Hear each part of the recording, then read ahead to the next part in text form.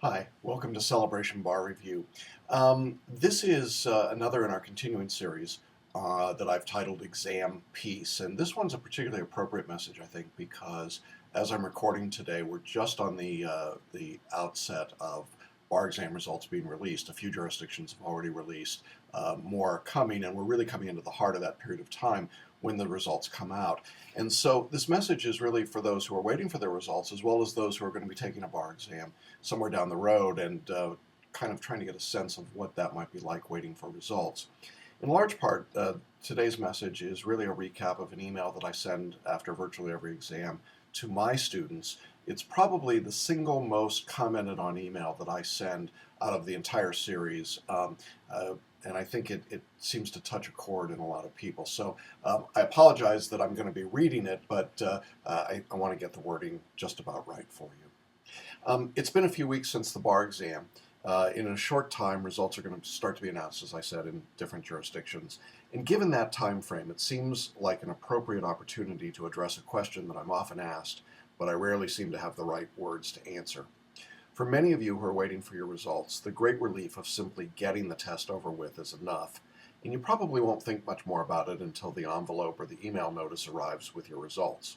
Now, I think that's a good outlook to have, and if that describes you, the rest of this message may be totally meaningless. For a number of other people, however, this time of waiting for the results is something of a struggle. It's kind of a mix of what ifs and what abouts, and there's general anxiety and certainly a fair amount of neuroses. As you wait for the results, if that's your situation, you should be comforted by this.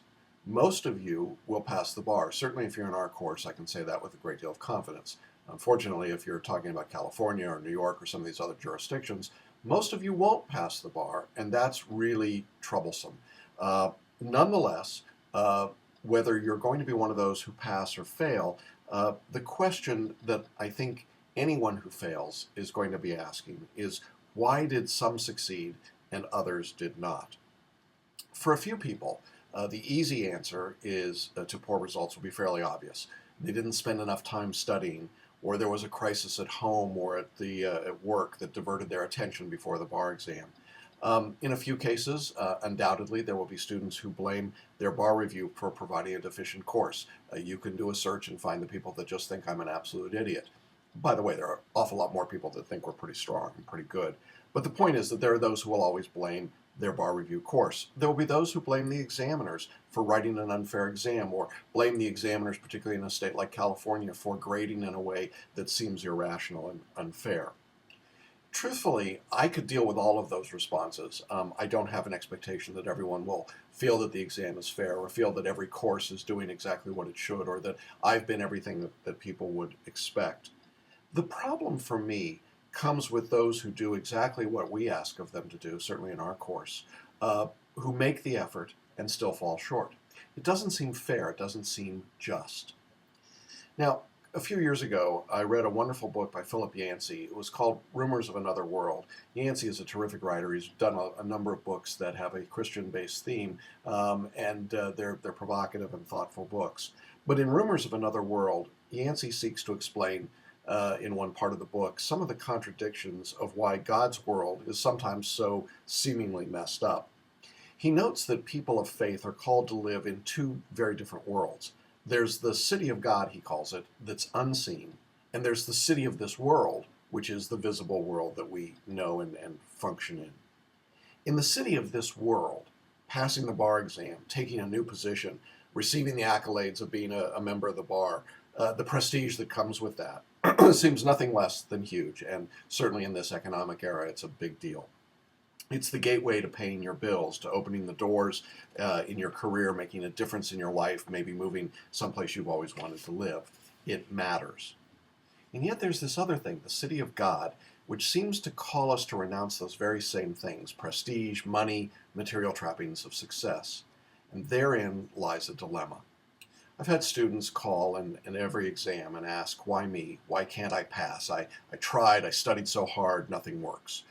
It's a gut-wrenching moment for anyone in our industry. And it used to be that at those moments, in trying to console a student who failed, that I personally felt the most helpless. But here's where I diverge from the pity party, I guess, that seems natural to join in at that moment. I do not believe that God deliberately places obstacles or troubles in our paths, but I do believe that He allows them to be put there in order to grow our trust in Him.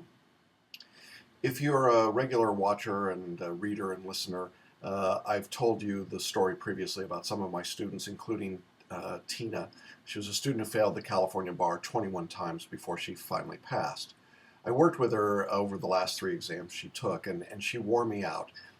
There were days I was so frustrated that when I saw her phone number on caller ID, I wanted to let the call go to voicemail. I didn't. But Tina persevered. She never lost her faith in God or in what we were doing to help her get through the exam. And ultimately, she passed. And here's the really weird part. We put her story on our website, and you can find it. It's linked as an amazing story. But not a month goes by that I don't receive a note from someone somewhere in the world who saw Tina's story on our website or communicated with her and was touched by her humility and her faith. Based on the amount of communication that I receive, Tina's probably impacted more lives with her failure than all of my other passing students have combined. I had another student, Jose, who took the Florida bar 8 times and failed. He came to us and he passed. And he now spends a fair amount of his time helping those students who've given up to persevere and pass their exams as well. I had a New Jersey student who failed the test for the first time 14 years ago and then passed last year with us. His tears were really ones of joy and gratitude, not for passing so much as for thanks to God for giving him the strength to keep trying. You know, each exam I hear stories like these, and I'm humbled when my students and others that have come in contact with me share those stories with me and allow me to share them with others. You see, sometimes there's a reason for a failing result that we simply cannot understand at that moment. I could go on with incredible stories from so many of our students, and they're all over our website. You're welcome to look at them, and I hope you do. But here's really the point of this message. If, when your results arrive and they're favorable, congratulations, that's great news. It's wonderful. Be a kind, patient, gentle member of our profession and bring honor and glory to the God of your understanding by the way you carry yourself as a lawyer. But if your results were unfavorable, then you should know this. You were created for a purpose that God prepared beforehand for you to do. For those of you that are biblical, that comes from Ephesians 2:10. Now that setback may be for reasons that seem clear at the moment, though rarely they do, or they may be completely hidden from you. I very much doubt that Tina could have found much good in 20 consecutive failures, or Jose after 8 unsuccessful tries, or my New Jersey student after 14 years of failing. But they ultimately turned that into something extraordinary in each of their lives and in those that they touch going forward. No matter what your results are as they come out, I would encourage you to seek God first, to trust Him even in the midst of the signs of disorder that might cloud your vision. In other words, to be as aware of the city that's unseen as the one that's visible. The Apostle Paul, for those of us who are Christian, wrote, pretty ironically, I think, from a jail cell. He said, "We don't yet see things clearly. We're peering through a mist, and it won't be long before the weather clears and we'll see it all then." I think that's a pretty good statement. You know, I don't know what you'll see when the mist clears from your results. I hope it's good stuff. But if it's not, I want you to know that it's not the end. It's not the worst thing that could have happened, and it can be resolved. If you're in our course, I absolutely want to talk to you. If you've not been in our course, maybe this is a time for you to reach out and contact me and see if we can be of help. The point is that the result, if it's not favorable, might mean something quite different than what you expect or what you think. And so rather than seeing it as an end, I hope that you'll consider it to be something like a beginning of a new season for you. And that's our message for this week. Best wishes to those who are getting their results in the next few days and weeks. And I'll be back again next week with another message in this series on exam peace. Thanks.